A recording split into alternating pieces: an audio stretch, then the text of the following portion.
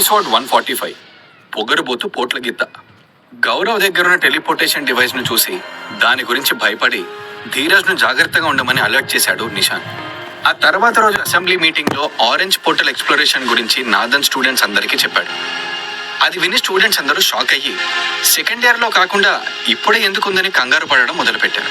ఆ ఎక్స్ప్లోరేషన్ గురించి నాదన్ కు కూడా ఇష్టం లేదు, కానీ పైనుంచి వచ్చిన ఆర్డర్స్ కావడంతో స్టూడెంట్స్ కి చెప్పక తప్పట్లేదు. స్టూడెంట్స్ అందరినీ కంట్రోల్ చేసి, మీరు ఆ పోర్టల్ ఎక్స్ప్లోరేషన్ గురించి ఏమీ కంగారు పడకండి, మీతో పాటుగా 2 సార్జెంట్స్ కూడా వస్తారు. బీస్ట్ వెపన్ క్లాస్ నుంచి లక్ష్మణ్ ఫాతివాలు మీతో పాటుగా వస్తారు. మన దగ్గర ఉన్న అందరిలోకి వీళ్ళే స్ట్రాంగెస్ట్ జనరల్స్, కాబట్టి మీరు ఏమైనా హై లెవెల్ బీస్ట్ దగ్గరకు వెళ్ళినప్పుడు వీళ్ళు మీకు హెల్ప్ చేస్తారు. ఇప్పుడు మీకు ఫాతిమా పోర్టల్ అవుటింగ్ గురించి చెప్తారు అన్నాడు నాదన్. అది విని అందరి ముందుకు వచ్చి విష్ చేసి పోడియం దగ్గరకు వెళ్ళింది ఫాతిమా. అప్పటికే నాదన్ తను చెప్పాల్సింది చెప్పేశాడు కాబట్టి హాల్లో నుంచి వెళ్ళిపోయాడు. ఆరెంజ్ పోర్టల్ అవుటింగ్ అంటే అది గ్రీన్ పోర్టల్ అవుటింగ్ కన్నా డిఫరెంట్ గా ఉంటుంది. గ్రీన్ పోర్టల్ అవుటింగ్ అంటే 2 గ్రూప్స్ మధ్యలో కాంపిటీషన్ మీద ఫోకస్ చేస్తారు. కానీ ఆరెంజ్ పోర్టల్ అవుటింగ్ అంటే అందరూ కలిసి వర్క్ చేయాలి. ఒక్కొక్క క్లాస్ స్టూడెంట్స్ 50 మందిగా ఒక గ్రూప్ ఫామ్ అవుతారు అని చెప్తున్న ఫాతిమా వైపు అందరూ సైలెంట్ గా చూస్తూ ఉండిపోయారు.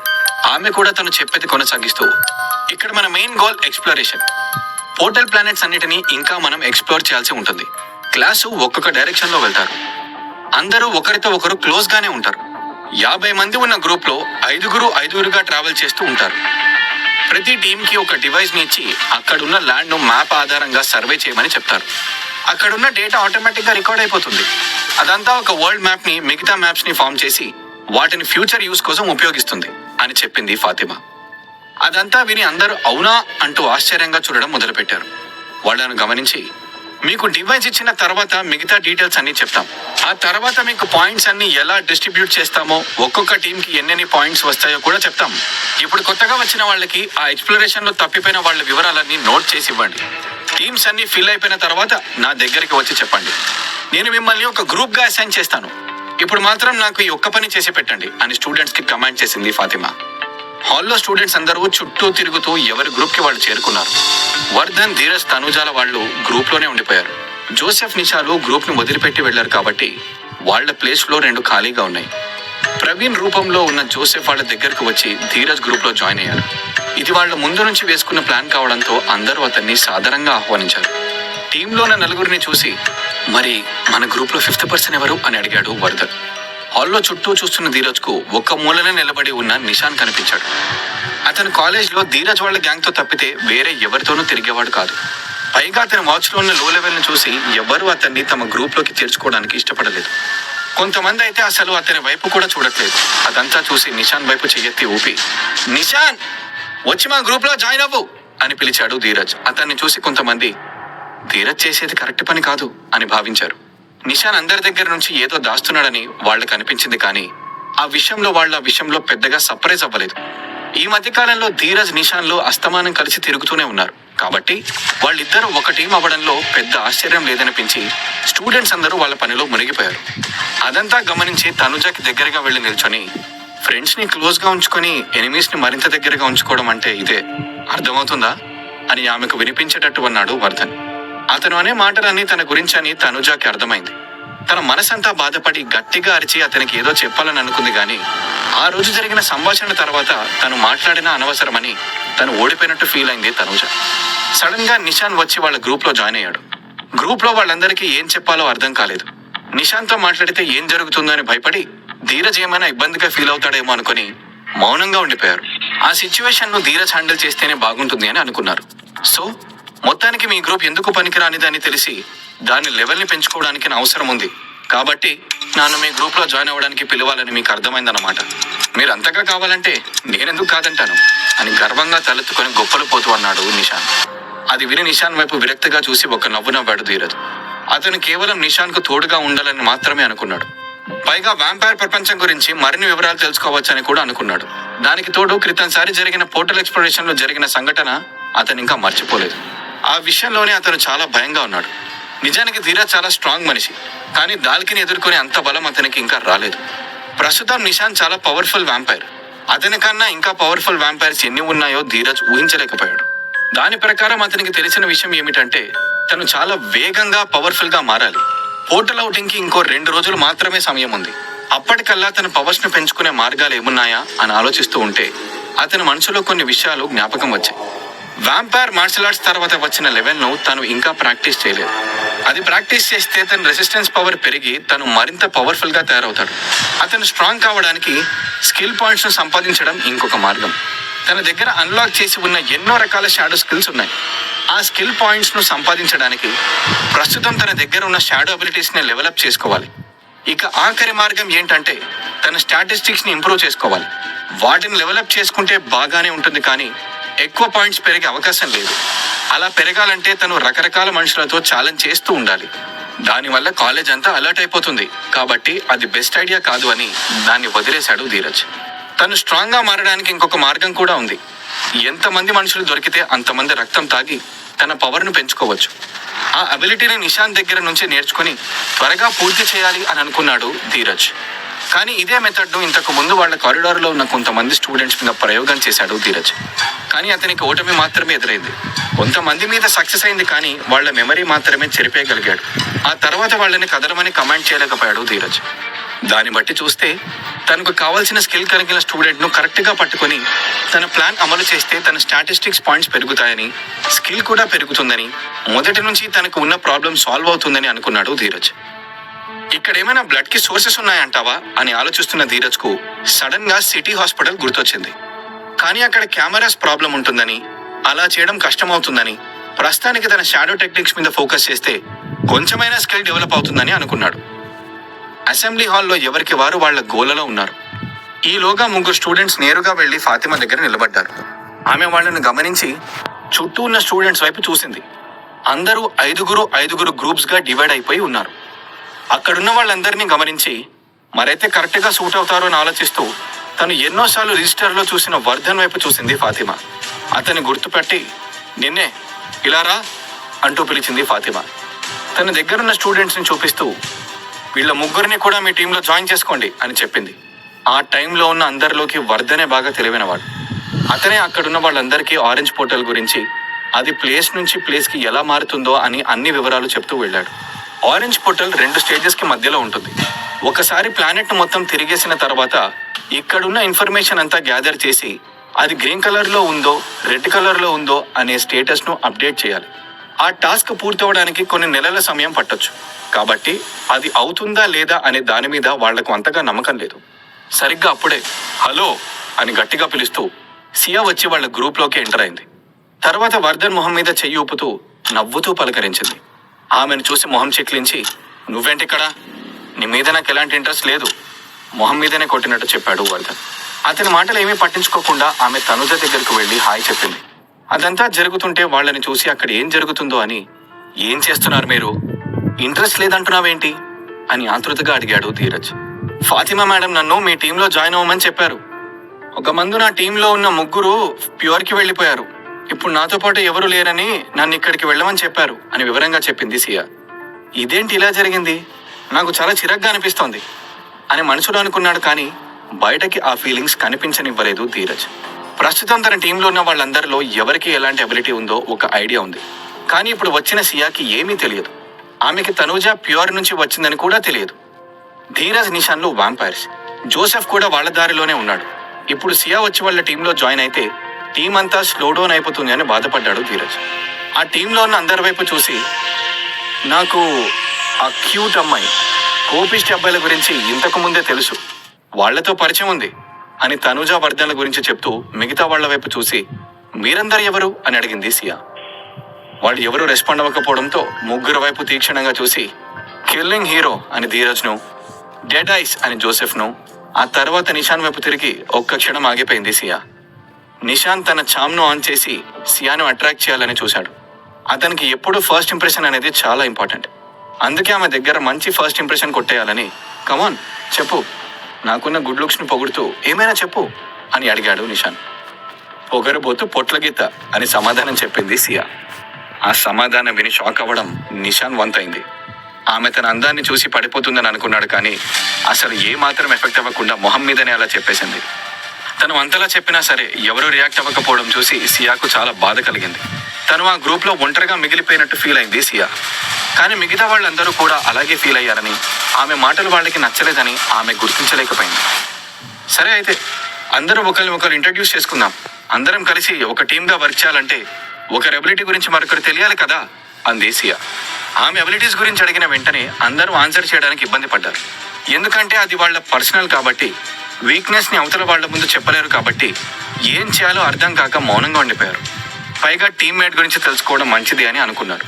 కానీ అక్కడ ఉన్న మెయిన్ ప్రాబ్లం ఏంటంటే ధీరజ్కు అబిలిటీ ఉంది అని చెప్పి కాలేజ్లో ఎవరికి తెలియదు. అటు జోసెఫ్ విషయానికి వస్తే అతనికి డూప్లికేషన్ అబిలిటీ ఉంది. అందుకే తను వాచ్ను సియాకి చూపిస్తూ ఎలాంటి అబిలిటీ లేదు అని చెప్పాడు ధీరజ్. అది చూసి అతన్ని వదిలేసి తర్వాత వ్యక్తి దగ్గరకు వెళ్ళిపోయింది సియా. ఆమె అలా చేసినందుకు అతను ఏమీ బాధపడలేదు. క్లాస్ అందరూ కలిసి ఆరెంజ్ పోర్టల్ ఎక్స్ప్లోరేషన్కు వెళ్తున్నారు కాబట్టి నాకు ఎలాంటి అబిలిటీ లేదు అని అందరి నుంచి దాచాల్సి ఉంటుంది. కాబట్టి ఒకరి నుంచి దాస్తే పెద్ద తప్పేమీ లేదని అనుకున్నాడు ధీరజ్. నాకు ఎలాగో తనుజ దగ్గర ఉన్న అబిలిటీ తెలుసు. ఆ రోజు అసెంబ్లీ హాల్లో సెకండ్ ఇయర్ వాళ్ళతో జరిగిన మీటింగ్లో అందరూ అబిలిటీని చూసే ఉంటారు కాబట్టి నీది చెప్పు అంటూ జోసెఫ్ ముందుకు వెళ్ళింది సియా. చెప్తాను అని ఒక అడుగు ముందుకు వేసేసరికి అతను ఏం చేస్తున్నాడో అర్థమయ్యి జోసెఫ్ చేతులు పట్టుకొని ఆపేశాడు ధీరజ్. జోసెఫ్ ఏం చేయబోయాడు? ఎందుకు తన అబిలిటీని దాచేస్తున్నాడు? సియాకి ఏమైనా అబిలిటీస్ ఉన్నాయా? తనుజ కోరికని తనకు ఏమీ లేవని చెప్పడంతో జోసెఫ్ దగ్గరకు వెళ్ళింది సియా. అప్పటికే ఆమె ఓవర్ యాక్షన్ చూసి విసుగు వచ్చేసిన జోసెఫ్ పిడికిలి బిగించి, ఫస్ట్ హ్యాండ్ టెక్నిక్ ఎలా ఉంటుందో నీకు ఇప్పుడే చూపిస్తాను అంటూ ముందుకు వెళ్ళాడు. అతన్ని చూసి ఏం చేస్తాడో అర్థమై జోసెఫ్ ఆగు అంటూ అతని చేతిని పట్టుకొని ఆపేశాడు ధీరజ్. ఆ మాట విన్న వెంటనే తన మాస్టర్ ఆదేశం మేరకు వెనక్కి తగ్గాడు జోసెఫ్. ఆ ఇన్సిడెంట్ అంతా చూసి షాక్ అయ్యి అసలు ఏం జరుగుతోంది ఇక్కడ, ఎందుకు ఇంత ఓవర్గా బిహేవ్ చేస్తున్నారు అని అయోమయంగా అడిగింది సియా. తన మాటల వల్ల జనాలు ఇబ్బంది పడతారని, చిరాకు పడతారని ఆమెకి తెలుసు. అందుకే అవతల వాళ్ళు ఓపికను గమనించి తన టీజింగ్ను ఎక్కడ ఆపేయాలో చూసుకొని ఆపేస్తుంది. కానీ వీళ్ళు మరీ ఇలా రియాక్ట్ అవుతారని మాత్రం ఆమె ఎక్స్పెక్ట్ చేయలేదు. జోసెఫ్ అయితే బాగా వైల్డ్గా రియాక్ట్ అయ్యాడని అనుకుంది సియా. అక్కడ వాతావరణం గమనించి సియా వైపు సూటిగా చూసి, మా గురించి పక్కన పెడితే మాకన్నా ముందు నీ అబిలిటీ గురించి చెప్పొచ్చు కదా, మేము కూడా తెలుసుకుంటాం అని అడిగాడు వర్ధన్. ఓకే, నా అబిలిటీ గురించి చెప్పాలంటే అది కొంచెం కష్టమే, దాన్ని నేను మీకు చేసి చూపిస్తాను అని గ్రూప్లో ఉన్న అందరి వైపు ఒకసారి చూసి తన అబిలిటీ జోసెఫ్ మీద ప్రయోగించాలని అనుకుంది. కానీ ఇంతకు ముందు అతను వైల్డ్గా రియాక్ట్ అవ్వడం చూసి తన ఆలోచన మార్చుకుంది సియా. ఆ గ్రూప్లో అందరికన్నా వీకెస్ట్ పర్సన్ మీదే తన టార్గెట్ ఉండాలని చేతిని ఎత్తి తన అబిలిటీ మీద కాన్సన్ట్రేట్ చేయడం మొదలుపెట్టింది. మెల్లిగా ఆమె చేతుల నుంచి బ్లూ కలర్ షేడ్లో ఉన్న పొగ విడుదలైంది. అది ఒక పర్టికులర్ షేప్లో ఫామ్ అయ్యి స్మోక్ బాడీలా కనిపించింది. ఒక బ్లేడ్ ఫామ్ అయ్యి రాడ్ రూపం దాల్చుకొని అదంతా మెల్లిగా ఒక బాల్ రూపంలోకి ఫామ్ అయింది. సియా ఉన్న ఎత్తుకు సగం ఎత్తులో ఆ బాల్ స్మోక్ రిలీజ్ చేస్తూ వచ్చింది. అసలు ఇంటిమేషన్ ఇవ్వకుండానే తన టార్గెట్ వైపు చూసి వేగంగా ఆ బాల్ను ముందుకు నెట్టేసింది సియా. అది గాలిలో ఎగురుకుంటూ నేరుగా వెళ్లి ధీరజ్ చెస్ట్ నుంచి పాస్ అయింది. సడన్ గా తన బాడీలో నుంచి ఏదో ప్రవేశించినట్టు అనిపించి ఒక్కసారి తూలి వెనక్కి ఒక అడిగేశాడు ధీరజ్. అందరూ చూస్తుండగానే అతను అలా అటాక్ అవుతాడు అని బ్యాచ్ లో ఎవ్వరూ ఊహించలేదు. అది చూసిన వెంటనే ధీరజ్ బాగానే ఉన్నావా అని కంగారుగా అరుస్తూ అతని దగ్గరకు వేగంగా వెళ్ళింది తనుజ. ఆ బాల్ వచ్చి తనను తాకిన వెంటనే ధీరజ్ కి ఎలాంటి నొప్పి కలగలేదు. తన లోపల నుంచి ఏదో ఒక బాడీ పాస్ అయినట్టు ఫీల్ అయ్యాడు. దానివల్ల అతనికి ఫిజికల్ డ్యామేజ్ ఏమీ జరగలేదు, కనీసం కితకితలు పెట్టినట్టు కూడా అనిపించలేదు. కానీ ఏదో ఎఫెక్ట్ ఉంటుంది అని అనుకుంటూ ఉన్నాడు ధీరజ్. అనుకున్నట్టుగానే మండే ఎండలో నిలబడితే ఎంత వీక్ అయిపోతారో సడన్ గా అంత వీక్ అయిపోయినట్టు అనిపించింది. మొత్తానికి ఒక నోటిఫికేషన్ బెల్ మోగి ధీరజ్ స్టాటిస్టిక్స్ అన్నీ తగ్గిపోయినట్టు ఖాళీ వివరాలు అన్నీ చెప్పాడు. అది విన్న తర్వాత తన బాడీలో వచ్చిన సెన్సేషన్ ధీరజ్కి బాగా అర్థమైంది. అది చూసిన జోసెఫ్కి మాత్రం ఒళ్ళు మండిపోయింది. అర్జెంటుగా సియాను నిలబడిన చోటే తగలబెట్టాలి అన్నంత కోపంగా అనిపించింది. ప్రస్తుతం అతను ధీరజ్ కంట్రోల్లో ఉన్నాడు కాబట్టి అతని బాడీలో వచ్చే ప్రెషర్ అంతా జోసెఫ్ బాడీలో కూడా తెలుస్తోంది. ఎంతో కష్టపడి సంపాదించుకున్న పవర్స్ అన్ని ఒక్కసారిగా ఎవరో తీసేసుకున్నట్టు అనిపించి ఆ పనికి కారణమైన సియా వైపు కోపంగా చూశాడు ధీరజ్. ఇప్పటి వరకు ఆ బ్యాచ్ లో ఎవరు కూడా అతనిలో అంత కోపాన్ని చూసి ఎరగరు. సియా వైపు కోపంగా చూసి, ఏం చేసావు నువ్వు నాకు, ఎందుకు నాకు ఇంత వీక్గా అనిపిస్తోంది అని అరిచాడు ధీరజ్. సియాకి ఉన్న అబిలిటీ ఏంటి అనేది పట్టించుకోవాలని ధీరజ్ అనుకోలేదు. ఎందుకంటే ఇప్పుడు తన స్టాటిస్టిక్స్ అన్ని తగ్గిపోవడంతో ఎంతో కష్టపడి సంపాదించిన పవర్స్ అన్నీ పోయాయని ఆమె మీద విపరీతంగా కోపంతో ఉన్నాడు. ఒకవేళ అది పర్మనెంట్ ఎఫెక్ట్ అయితే అతనికి చాలా నష్టం జరుగుతుంది. అతని కోపాన్ని గమనించిన సియా ధీరజ్ కళ్ళలోకి సూటిగా చూసి అతని కళ్ళు మెల్లగా ఎర్రగా మారిపోవడం గమనించింది. ఎందుకు అతను బాగా పవర్ఫుల్ మనిషి అని అర్థం చేసుకొని, ఇతను నిజంగానే వీక్ పర్సనా? తనకి అబిలిటీస్ ఏమీ లేవని నాతో నిజమే చెప్పాడా, లేదంటే అదంతా అబద్ధమా అని మనసులో అనుకుంది సియా. ఈలోగా అతని కళ్ళలో కోపం చూసి ఏం జరుగుతుందో అని భయపడి, హే ధీరజ్, రిలాక్స్ అంటూ వాళ్ళిద్దరి మధ్యలోకి వెళ్లి ఆ గొడవ పెద్దది కాకుండా ఆపాడు నిషాన్. అతను ధీరజ్ వైపు నిలబడి ఉండడంతో అతని కళ్ళలోకి సూటిగా చూస్తూ, నీ కళ్ళు బాగా ఎర్రగా అయిపోయాయి, కోపాన్ని కంట్రోల్ చేసుకొని కొంచెం శాంతించు అని సజెషన్ ఇచ్చాడు నిషాన్. కానీ ఆ స్టాటిస్టిక్స్ పాయింట్ సంపాదించడానికి ఎంత కష్టపడ్డాడో గుర్తు చేసుకున్నాడు ధీరజ్. అవన్నీ ఒక్క దెబ్బతో పోవడంతో అతనికి కోపం మరింత పెరిగిపోయింది. ఈలోగా తన మైండ్లో స్టాటిస్టిక్స్ పాయింట్స్ అన్నీ తిరిగి వచ్చేసాయని ఒక మెసేజ్ వచ్చింది. అతని గుండెల్లోకి వెళ్లిన బాల్ మెల్లగా గాల్లో కలిసిపోయి ఎనర్జీ మొత్తం అతని బాడీకి తిరిగి వచ్చేసినట్టు అనిపించింది. అలానే అతని మనసులో కోపం కూడా మెల్లిగా తగ్గిపోయింది. హే, నేను అందరి ముందు నేను హర్ట్ చేస్తానని అనుకున్నావా? మీ తీరు చూస్తుంటే నేను వచ్చి ఏదో పిచ్చోళ్ల గ్యాంగ్ లో జాయిన్ అయినట్టుంది అని విసుగ్గా అంది సియా. ఆ మాటలేమీ పట్టించుకోకుండా, నీది సపోర్టబిలిటీనా అని అడిగాడు వర్ధన్. అవునన్నట్టు తల ఊపింది సియా. ఇలాంటి అబిలిటీని ముందే చూడడం వల్ల తన గ్రూప్ లో మిగతా వాళ్ళందరూ రియాక్ట్ అయినట్టు కాకుండా నార్మల్ గా ఉన్నాడు వర్ధన్. నాకు తెలిసి ఇది స్పిరిట్ డౌన్ ఎబిలిటీ కదా, అది అవతల వాళ్ళ బాడీలోకి వెళ్ళి స్పిరిట్ ను టార్గెట్ చేస్తుంది. అయితే బఫ్ లాగా లేకపోతే డీబఫ్ లాగా చేస్తుంది. ఇందులో చాలా రకాల స్పిరిట్ అబిలిటీస్ ఉంటాయి. ఇది స్పిరిట్ డ్రైన్ అయితే అవతల వాళ్ళ బాడీలో డీబఫ్ లాగా యాక్ట్ చేస్తుంది.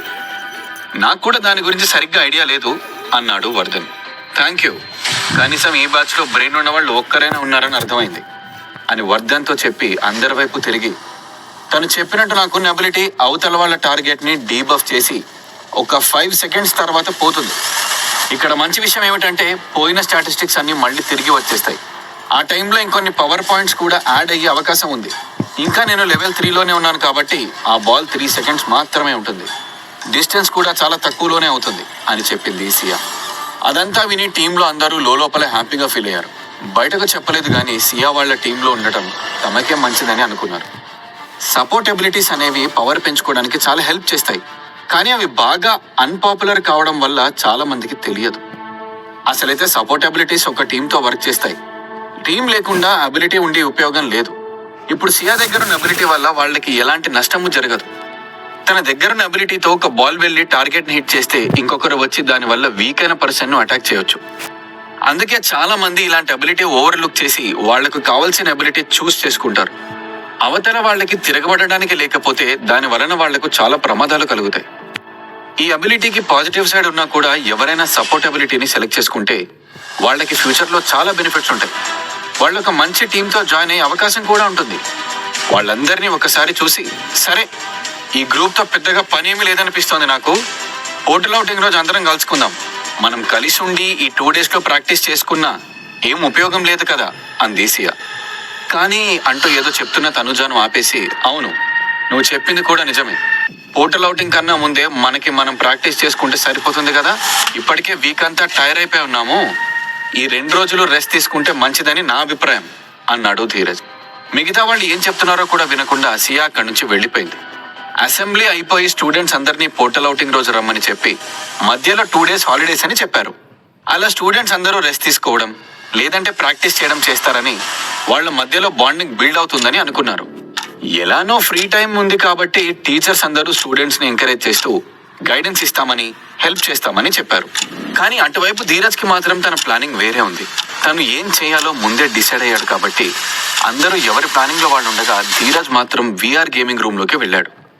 గౌరవ్ ఇచ్చిన నానో స్టిక్ తో తన ప్రైవేట్ రూమ్ కి వెళ్లి ఇక్కడ ప్రైవేట్ సర్వర్స్ లో లాగిన్ అయ్యాడు. ఇప్పుడు ఏం చేయాలో, ఎంత పవర్ పెరుగుతుందో చూద్దాం అనుకుంటూ గేమింగ్ మొదలు పెట్టాడు ధీరజ్. ఎవరూ లేకపోతే తను ప్రాక్టీస్ చేసుకోవడానికి ఫ్రీగా ఉంటుందని అనుకున్నాడు.